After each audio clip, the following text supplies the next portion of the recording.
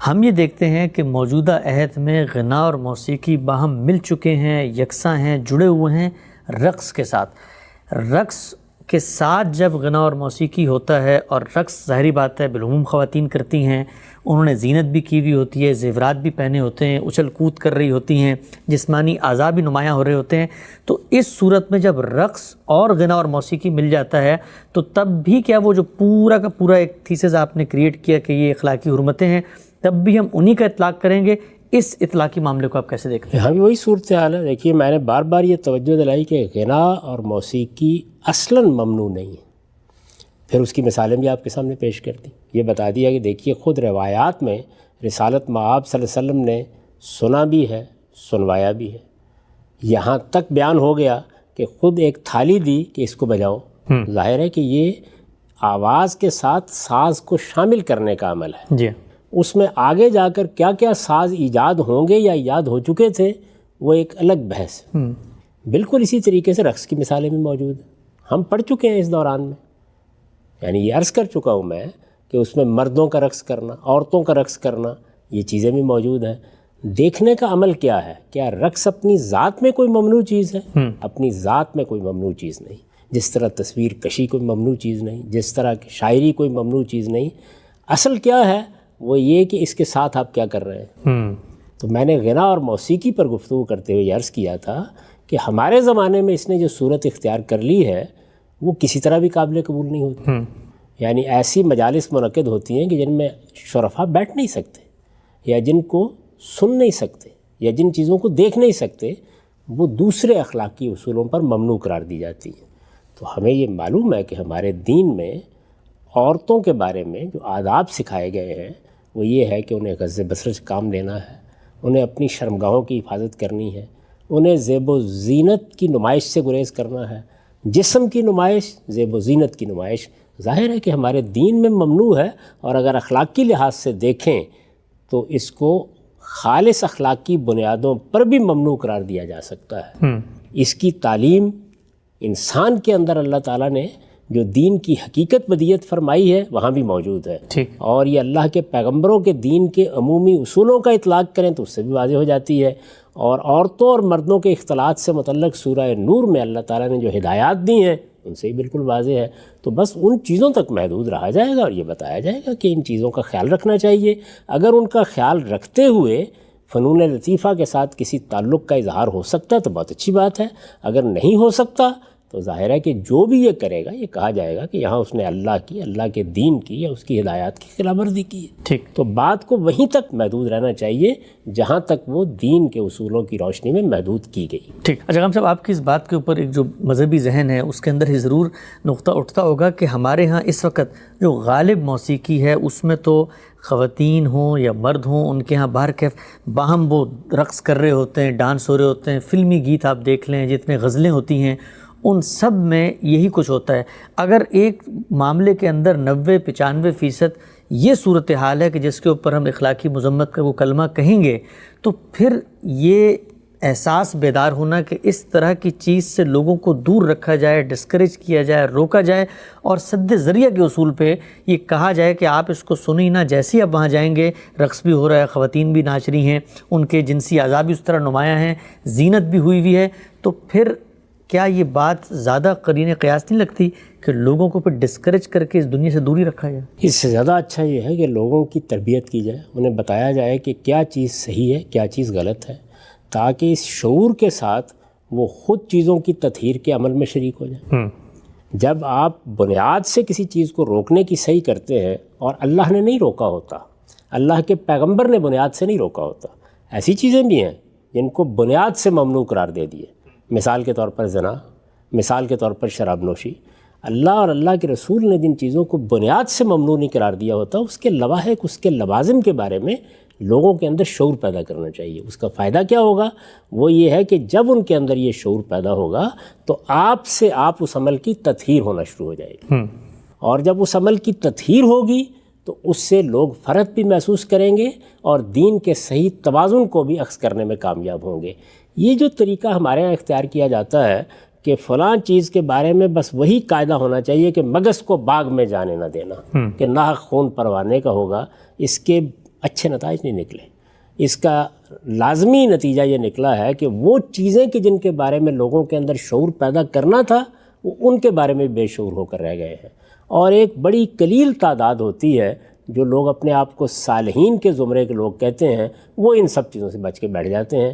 آپ اس وقت کا جائزہ لے لیں، آپ نے ایک جملہ بولا ہے کہ 90-95%، تو 90-95% لوگ اس وقت سن رہے ہیں۔ بہت اہم بات ہے، غور کر کے دیکھ لیں، ایسے ہی ہے۔ جبکہ اگر آپ صحیح توازن سے اپروچ کرتے اور یہ بتاتے کہ یہ غنا، یہ موسیقی، یہ تصویر کشی، یہ اس طرح کے دوسرے فنون لطیفہ اپنی ذات میں یہ حیثیت رکھتے ہیں، ان کے لوازم میں، لواحق میں بہت سی قباحتیں ساتھ شامل ہو جاتی ہیں۔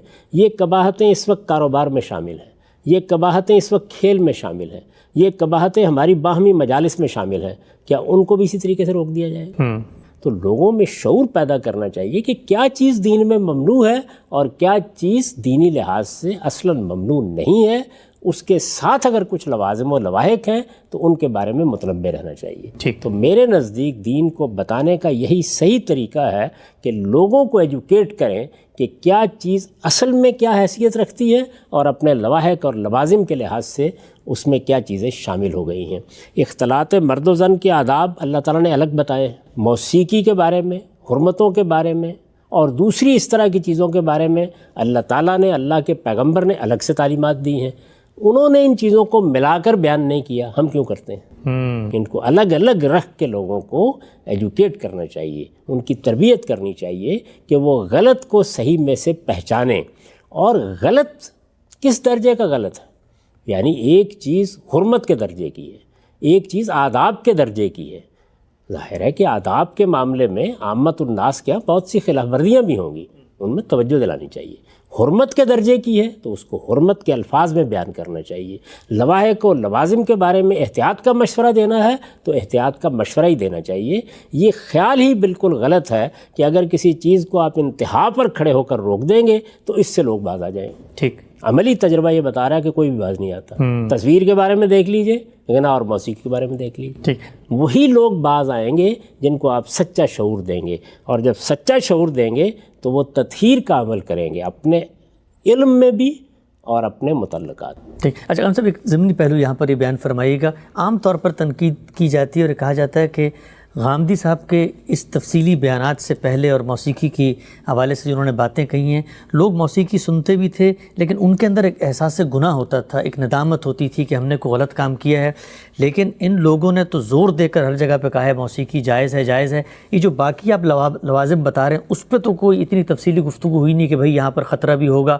ہر جگہ پر علی الاطلاق جب کہا گیا کہ جی یہ تو جائز ہے، استعمال ہوتا ہے، تو لوگوں میں سے وہ پہلے جو ایک احساس گناہ تھا وہ تو ختم ہو گیا، اب وہ جری ہو کر سنتے ہیں تو اب تو زیادہ امکان ہے کہ وہ کسی غلط جگہ پہ چلے جائیں گے۔ یعنی اس سے پہلے تو سن ہی نہیں رہے تھے، بہت بڑی تعداد 90-95% لوگ اجتناب کر کے بیٹھے ہوئے تھے، 2-4 لوگ تھے بس جو اس طرح کی غلطیوں میں ملوث تھے۔ کیا یہی صورتحال ہے؟ نہیں، یہ نہیں، ایسا نہیں ہے میرے بھائی۔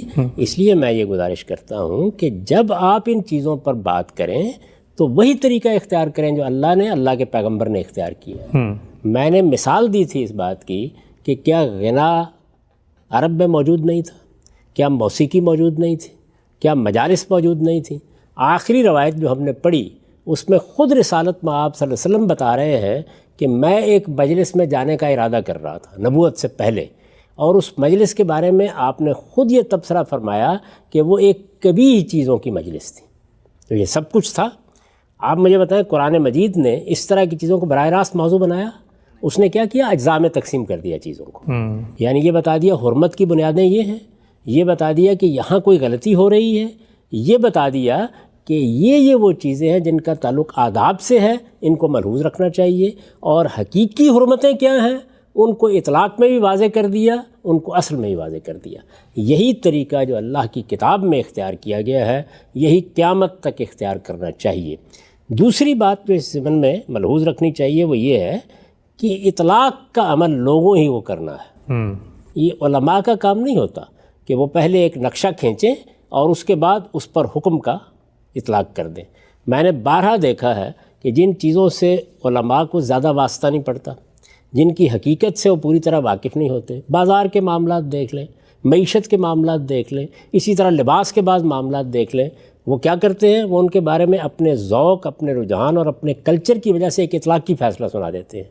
اس میں بھی لوگوں کی تربیت کرنی چاہیے اور تنقیح کر کے جز کو الگ کر کے بتانا چاہیے کیا چیز صحیح ہے اور کیا چیز غلط ہے۔ یہ ہمارا کام نہیں ہے کہ ہم بعض مجالس کے بارے میں اطلاقی حکم لگا دیں، وہاں پر بھی تعلیم یہ دینی چاہیے کہ اس کی تنقیح کر کے دیکھو اس میں کیا چیز ہے کہ جس کو گوارا کیا جائے گا، کیا چیز ہے کہ جس کو ممنوع ٹھہرایا جائے گا، کیا چیز ہے کہ جس کو اصلاً اللہ کے دین میں جائز رکھا گیا ہے اور اس سے تم استفادہ کر سکتے ہو، اس سے حظ اٹھا سکتے ہو، تفریح کے موقع پر اسے اختیار کر سکتے ہو۔ یہ طریقہ ہی بالکل الگ ہے اس طریقے سے جو ہمارے ہاں لوگوں نے فتویٰ دینے کا اختیار کر رکھا ہوا ہے۔ تو میرے نزدیک تو میں جب تقابل کر کے دیکھتا ہوں تو مجھ پر یہ حقیقت بالکل واضح ہو جاتی ہے کہ وہ طریقہ اصلاً ناکام ہوا ہے، اس سے کوئی چیز بھی حاصل نہیں ہوئی۔ وہ طریقہ جو اللہ تعالیٰ نے اختیار کیا، اللہ کے پیغمبر نے اختیار کیا، یعنی مجھے یہ بتائیں کہ یہ سب کچھ وہاں عرب میں ہو رہا تھا اور قرآن مجید 23 سال تک اترتا رہا اور وہ ہر چیز کے اوپر گفتگو کرتا رہا، اس نے اپنی شریعت کو بیان کیا، اس کے حقائق اور لوازم بتائے، لوگوں کے سوالات کے جوابات دیے، اور یہ مسئلہ اس میں زیر بحث ہی نہیں آیا۔ کیا وجہ ہے؟ یعنی وہ خود یہ چاہتا ہے کہ بنیادی حقائق جو بتا دیے گئے ہیں لوگ ان کو اپنی روح کے اعماق میں اتاریں اور پھر اس کے بعد اطلاق کے معاملات میں خود فیصلہ کریں، اور اطلاق کی فیصلے افراد کے لحاظ سے بہت مختلف ہو جاتے ہیں۔ یعنی عامت الناس کیا فیصلہ کرتے ہیں، صالحین کیا کرتے ہیں، وہ لوگ کے جو قوم کی رہنمائی کے منصب پر فائز ہیں وہ کیا کرتے ہیں، کون سی چیزیں الڑ نوجوانوں کے بارے میں گوارا کی جاتی ہیں، کون سی چیزیں کہ جو اگر بوڑھوں سے سرزد ہوں تو اور زیادہ تنبیہ کرنی ہے، یہ سارا عمل جتنا بھی ہے اطلاق کا عمل، اپلیکیشن کا عمل، یہ اسی تنوع سے ہوتا ہے۔ ہم اس کو فتوے کی زد میں لے آتے ہیں تو اپنے لیے بھی مسائل پیدا کرتے ہیں اور دین کے فہم میں بھی رکاوٹیں پیدا کرتے ہیں۔ ہم سب بات واضح ہوئی ہے، سلسلہ آگے بڑھاتے ہیں۔ میں ایک اور چیز آپ کے سامنے رکھنا چاہتا ہوں، اور کوشش یہ ہوتی ہے کہ جو دیکھنے والوں کا ذہن ہے، بالخصوص وہ لوگ جو ایک بہت لمبے عرصے تک بڑے گہرے تصورات، گندے ہوئی باتیں ہیں، قائم شدہ ایک نقطہ نظر ہے، اس میں جب آپ گفتگو کرتے ہیں تو نئی نئی چیزیں بھی سامنے آتی ہیں۔ ہم نے ایک حدیث پڑھی، اس میں آپ نے فرمایا کہ ساتھ میں آپ صلی اللہ علیہ وسلم بیٹھے ہوئے ہیں اور ایک خاتون نے آ کر یہ کہا کہ جی میں نے تو نظر مانی ہوئی تھی، اور آپ نے کہا اچھا اگر نظر مانی ہوئی تھی تو تم یہ گا لو۔ تو اس پہ کسی صاحب نے کہا کہ ہو سکتا ہے کہ اس نے نظر جو ہے وہ موسیقی کی حرمت کے حکم سے پہلے مانی ہو، اس لیے رسول اللہ نے اجازت دے دی۔ میں اس مثال کو سامنے رکھ کے آپ سے سوال یہ کرنا چاہتا ہوں کہ ہمارے ہاں بالعموم جب اجزاء میں روایتوں کو دیکھا جاتا ہے تو اسی نوعیت کی کوئی توجیحات، کوئی تعبیرات، کوئی توفیق پیدا کی جاتی ہے۔ آپ نے حدیث پہ کام کیا اور پورا کا پورا جو ریلیشن تھا قرآن کا حدیث کے ساتھ اس کو بھی واضح کیا۔ میں چاہتا ہوں اسی سوال کی روشنی میں آپ بتائیے گا کہ جب آپ اس پورے پروسیس سے گزرے ہیں تو آپ کو لگا کہ جو قرآنی اصول تھے وہی روایتوں میں آپ کو کار فرما نظر آتے ہیں، اور اس طرح کی کوئی تکلف کرنا، کوئی استثناء بیان کرنا یا کوئی ایسی بات بیان کرنا جو بظاہر لفظوں سے نہیں نکل رہی ہے اس کو مان کے روایت کی توجیہ کی جائے، اس سے بھی آدمی بچ جاتا ہے۔ ہمارے ہاں علم کی سب سے بڑی غلطی میرے نزدیک ہوئی ہے، وہ یہی ہے کہ دین کے پورے نظم کو سامنے رکھے بغیر ہم بعض اوقات حکم اخذ کرتے ہیں۔ اب یہ جو مثال آپ نے دی، میں نے بہت تفصیل کے ساتھ یہ بتایا کہ سرے سے حرمت کا کوئی حکم ہی موجود نہیں، موجود ہی نہیں، اس کو الگ سے یعنی ثابت وہ ہونا۔ قرآن میں موجود نہیں ہے، وہ کسی روایت میں بھی موجود نہیں ہے، یعنی حرمت کا براہ راست حکم، اس کے بارے میں بہت تفصیل سے ہم نے گفتگو کی۔ جی، اب اس کے صاف معنی کیا ہے؟ وہ یہ ہے کہ یہ اعتراض یا سوال اگر کسی نے کیا ہے تو اس نے یہ ساری بحث سنی ہی نہیں۔ یعنی اگر تو صورتحال یہ ہوتی کہ حرمت کا حکم موجود ہے تو میں بھی روایت کو اسی زاویے سے دیکھتا ٹھیک کہ یہ ممکن ہے کہ اس سے پہلے کی کوئی چیز ہو۔ اچھا، لیکن میں پھر یہاں ایک اور سوال اٹھاتا ہوں، جی، وہ یہ کہ ایک چیز اخلاقی لحاظ سے غلط ہے تو اس کے حرمت کے اعلان سے پہلے بھی اللہ کا پیغمبر اس کا ارتکاب کیسے کر سکتا ہے؟ بہت اہم بات۔ یعنی شرک کے بارے میں قرآن مجید نے اپنا خطبہ تو بہت بعد میں شروع کیا، توحید کا بیان بھی بہت بعد میں شروع ہوا۔ رسول اللہ فرماتے ہیں کہ میں نے تو کبھی شرک کا ارتکاب نہیں کیا۔ یہ روایت ہم نے پڑھی تو معلوم ہوا کہ ایک مرتبہ ارادہ پیدا ہوا ہے غلط چیز کا نبوت سے پہلے، اللہ تعالیٰ نے اس سے بھی محفوظ رکھا۔ تو یہ کیسے ہو سکتا ہے کہ رسالت میں آپ صلی اللہ علیہ وسلم مدینے میں تشریف لا چکے ہیں، حرمت جو ہے وہ ابھی نہیں آئی، اور آپ ایک ایسی چیز کا ارتکاب کریں گے جس پر اخلاقی اعتراض پیدا ہوتا ہے؟ کوئی ایک چیز بھی اللہ کے پیغمبر کی ذات میں، زندگی میں، آپ کے اسوہ میں آپ ایسی نہیں دکھا سکتے۔ اخلاق کا اعلیٰ ترین نمونہ ہوتے ہیں اللہ کے پیغمبر۔ اللہ تعالیٰ خود قرآن میں بیان کرتا ہے کہ یہ خیار الناس ہوتے ہیں جن کو اس مقصد کے لیے منتخب کیا جاتا ہے۔ تو اس لیے یہ تصور بھی نہیں کیا جا سکتا. یعنی یہ بات کہ شراب کب ممنوع قرار دے گی اس کو بھی لوگ غلط سمجھتے ہیں. شراب ایک غلاظت ہے، اللہ تعالیٰ نے اس کو رجسم من عمل الشیطان کہا ہے. نشہ کبھی بھی اللہ کے ہاں جائز نہیں تھا، اس کو عملاً روکا کب گیا. یہ ہوتا ہے معاملہ کہ کسی چیز کی حرمت کب بیان کی گئی. حرمت کو بیان کرنا، لوگوں کو اس سے روکنا، یہ ایک الگ عمل ہے، اور حرمت کا موجود ہونا یہ ایک الگ عمل ہے. ٹھیک. تو جتنی بھی چیزیں اخلاقی لحاظ سے ممنوع ہیں وہ پہلے دن سے ممنوع ہیں، وہ سیدنا آدم کے دنیا سے آنے کے وقت سے ممنوع ہیں. ان کا اعلان کب کرنا ہے، لوگوں کو کب روکنا ہے، وہ 10 تاریخ کو بھی ہو سکتا ہے اور 20 تاریخ کو بھی ہو سکتا ہے اور اگلے مہینے بھی ہو سکتا ہے اور 10 سال بعد بھی ہو سکتا ہے. اس کا تعلق اصل میں اس تدریج سے ہے جس کے تحت آپ کسی معاشرے کے اندر لوگوں کی اصلاح کرتے ہیں. لیکن اخلاقی معاملات میں کوئی حرمت نہ مقدم مؤخر ہوتی ہے، نہ اس میں نسخ کا کوئی سوال ہوتا ہے. ٹھیک، ہم سے یہ بات بھی واضح ہوئی. آگے بڑھاتے ہیں.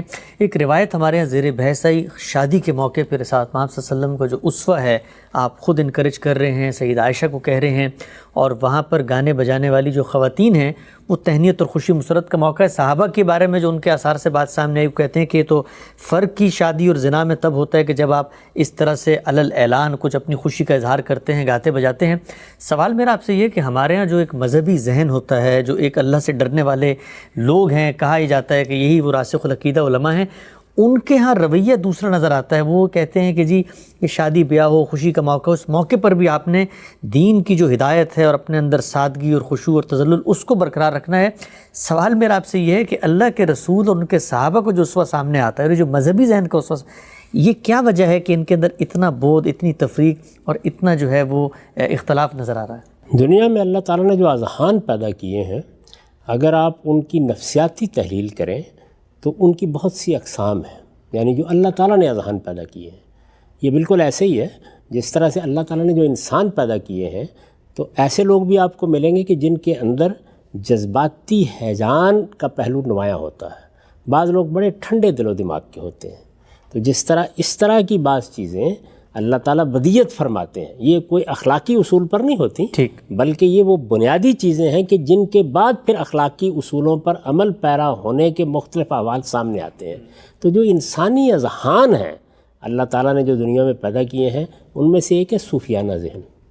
یہ اللہ تعالیٰ کے پیدا کیے ہوئے اذہان میں سے ایک ذہن ہے. اچھا، یہ صوفیانہ ذہن جس وقت مذہب سے متعلق ہوتا ہے وہ بالکل یہی رویہ اختیار کرتا ہے. بہت اہم بات. اچھا. اور پیغمبر جس طرح سے ایک آدمی کے اندر اگر ہیجان کا غلبہ ہے، ایک شخص کے اندر اگر تفریح کا غلبہ ہے، ایک شخص کے ذہن میں اگر مختلف قسم کے اوہام کی یورش رہتی ہے، تو وہ ان سب چیزوں کی اصلاح کرتے ہیں. تو اللہ کے پیغمبر نے اسی وجہ سے میں نے وہاں یہ عرض کیا تھا کہ اصلاح کی اس چیز کی بتایا کہ اس میں صحیح توازن یہ ہے. اللہ تعالیٰ نے جو دین نازل کیا اس کے بارے میں بھی یہ بات کہی کہ اس میں میں نے ایک ایسی کتاب تمہیں دے دی ہے جو تمام معاملات میں اختلافات کا فیصلہ کرے گی. تو وہ اختلافات پیدا کہاں سے ہوتے ہیں؟ وہ ہمارے اذہان سے پیدا ہوتے ہیں. اصل میں یہی ذہن کا تنوع ہے جس کو اگر دین کی رہنمائی میں نہ رکھا جائے یا پیغمبر کے اسوہ کے تحت نہ رکھا جائے تو یہ اپنے طریقے پہ کام کرتا ہے. اور یہ صرف غلط کام ہی نہیں کرتا، یہ بعض صحیح کاموں میں بھی انتہا پسندی اختیار کر لیتا ہے. تو اس وجہ سے پیغمبر کے اسوے ہی کو ہر حال میں سامنے رکھنا چاہیے. ٹھیک. اچھا، ہم جب ایک روایت میں بات زیر بحث آئی تھی کہ جو فرشتے ہیں وہ عین امکان ہے کہ ڈسٹرب ہوتے ہوں، اور ساتھ محمد صلی اللہ علیہ وسلم کی موجودگی میں ہر وقت وہاں ہوتے بھی تھے. یہ جو گھنٹیوں کی آواز ہے، لیکن پھر آج کے دور میں مثال کے طور پہ گھروں میں جو یہ بج رہا ہوتا ہے اور ہم باہر نکلتے ہیں، شور شرابہ ہے، تو کیا یہ کہا جا سکتا ہے کہ فرشتے پھر ان سب چیزوں سے بھی پریشان ہوتے ہوں گے؟ دیکھیے، بات یہ ہے کہ ایک فرشتوں کی وہ ذمہ داریاں ہیں جو اللہ تعالیٰ کے حکم کے تحت اس پورے عالم میں انجام دے رہے ہیں. اپنے فرائض اور ذمہ داریوں کو انجام دینے کے لیے وہ اس دنیا میں آتے بھی ہیں اور ان معاملات میں جو کچھ انہیں کرنا ہوتا ہے وہ کرتے بھی ہیں. اس طرح کی کوئی چیز جو ہمارے ہاں صادر ہوتی ہے اور معلوم نہیں کس کس پہلو سے صادر ہوتی ہے، اس میں کوئی رکاوٹ نہیں بنتی، نہ بن سکتی ہے.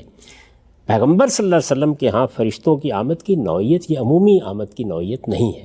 وہ بالکل ایسے ہی ہے کہ جیسے دنیا بھر میں بڑے بڑے کارکنان کام کر رہے ہیں، یعنی دنیا کی حیثیت میں بھی ہمارے صدور ہیں، ہمارے وزرائے اعظم ہیں، ہمارے وزراء ہیں، ہمارے ہاں کے بڑے بڑے جلیل القدر دانشور ہیں، اساتذہ ہیں، وہ دنیا بھر میں اپنے اپنے کام کر رہے ہیں. آپ کے ہاں اگر ان کی خصوصی آمد ہو تو مزاج کیا ہے، طبیعت کیا ہے، اس کا لحاظ رکھنا ضروری ہو جاتا ہے. ٹھیک. تو وہاں فرشتوں کی آمد عمومی نہیں ہے. ہمارے معاملے میں، ہما شما کے معاملے میں یہ عمومی آمد ہے، اس میں وہ اپنا کام کر رہے ہیں، اور ہم نہیں بتاتے کہ اللہ تعالیٰ نے ان کے لیے کیا کیا حفاظت کا بندوبست کر رکھا ہوا ہے اور کیا چیزیں ہیں کہ جو ان کے قریب بھی نہیں پھٹکتی، وہ ایک اور چیز ہے۔ اور پیغمبر کے ہاں ان کی حاضری، ان کا آنا، ان کا کوئی پیغام لے کے آنا، ان کا قافلوں میں ساتھ چلنا، یہ کچھ دوسرے آداب کا تقاضا کرتا ہے۔ تو میں نے عرض کیا کہ وہ چونکہ تسبیح و تحلیل میں مصروف ہوتے ہیں، جیسے خود رسالت میں آپ صلی اللہ علیہ وسلم نماز پڑھ رہے ہیں، تہجد پڑھ رہے ہیں، نوافل پڑھ رہے ہیں، اونٹنی پر سوار بھی نوافل ادا کیے جا رہے ہیں، تو یہ ظاہر ہے کہ پیغمبر کی شخصیت کا ایک خصوصی ظہور ہے۔ یہ ظہور جس قافلے میں جہاں بھی ہوگا وہاں صحابہ کو بھی اس کا خیال رکھنا پڑے گا۔ ٹھیک ہے۔